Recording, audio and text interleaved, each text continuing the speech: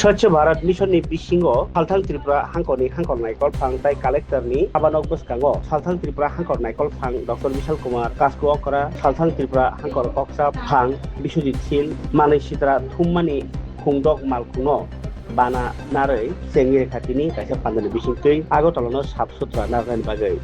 आज स्वच्छ भारत मिशन के अंदर लगभग 6 इलेक्ट्रिक गाड़ियों का आज हमने स्टार्ट किया है। जो हमारे डिफरेंट ब्लॉक्स जो हैं, ऑलरेडी 3 गाड़ियां हम बाकी ब्लॉक्स में दे रखे हैं, 6 इलेक्ट्रिक गाड़ियां इन ब्लॉक्स में जाएंगी। जो बाज़ारों के अंदर कूड़ा इकट्ठा होता है और ख़ासकर जो कूड़ा सड़कों पे दिखता है उनकी सफाई के लिए और एक स्वच्छ वातावरण के लिए ये किया गया है। माननीय सुप्रीम कोर्ट के आदेश पे अब सभी बाज़ारों में, सभी गलियों में अब ये सफाई की जाएगी और सॉलिड वेस्ट जो कूड़ा कचरा जो इकट्ठा होता है उसका नियमपूर्ण और प्लानिंग तरीके से इसका निपटारण किया जाएगा। इसी उपलक्ष्य में ये हमने नए जो गाड़ियाँ हमारे ब्लॉक्स को दी गई हैं और मुझे उम्मीद है कि ब्लॉक डेवलपमेंट ऑफिसर्स और आम नागरिक इस सुविधा का जो सरकार की तरफ से दिया गया है इसका अच्छे से इस्तेमाल करेंगे। कितना कॉस्ट? ये लगभग 11 लाख की एक गाड़ी है।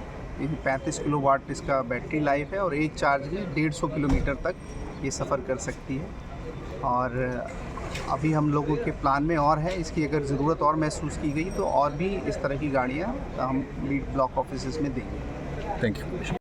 আমাদের দেশের যশস্বী প্রধানমন্ত্রী উনি স্বচ্ছ ভারত অভিযানের ডাক দিয়েছেন এবং সফলতার সহিত উনি সারা ভারতবর্ষে এই স্বচ্ছতার জন্য প্রতিনিয়ত সেখানে অভিযান চালাচ্ছেন।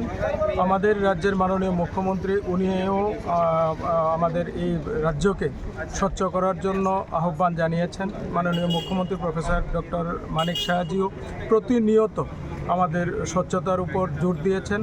তো সেই লক্ষ্যকে সামনে রেখে সেই লক্ষ্যকে আমরা যাতে পশ্চিম ত্রিপুরা জেলায় সেটা সম্পূর্ণভাবে আমরা পালন করতে পারি তার জন্যই আজকে আমাদের 6টি গাড়ি সেখানে দেওয়া হয়েছে, আগেও দেওয়া হয়েছিল, যাতে আমাদের ব্লক এরিয়ার মধ্যে, ব্লক এলাকাগুলির মধ্যে যে বাজারগুলি আছে সেই বাজারগুলি যাতে স্বচ্ছ থাকে, সেখানে যাতে কোনো আবর্জনার স্তূপ যাতে দেখা না যায় তার জন্যই আজকের এই গাড়ি দেওয়া হয়েছে। আর আপনারা জানেন সেই গাড়িগুলি ইলেকট্রনিক গাড়ি দেওয়া হয়েছে, সেটাতে খরচাও অনেক কম পড়বে এবং আমাদের যে পরিবেশ বান্ধব সেটাও হবে, সেখানে পরিবেশ দূষণ হবে না, খরচাও অনেক কম পড়বে। যদি আমরা পেট্রোল ডিজেলে চালাতাম তাহলে অনেক বেশি খরচা সেখানে পড়তো জ্বালানি বাবদ। এগুলি ইলেকট্রিক গাড়ি, সেখানে হয়তো মাসে 1,500-2 হাজার টাকার মতো আসবে আর প্রত্যেক দিন সেখানে 150 কিলোমিটারের মতো গাড়িগুলি সেখানে চলতে পারবে। তো সেখানে আমাদের তেলও সাশ্রয় হবে এবং আমাদের পরিবেশেরও কোনো ক্ষতি হবে না।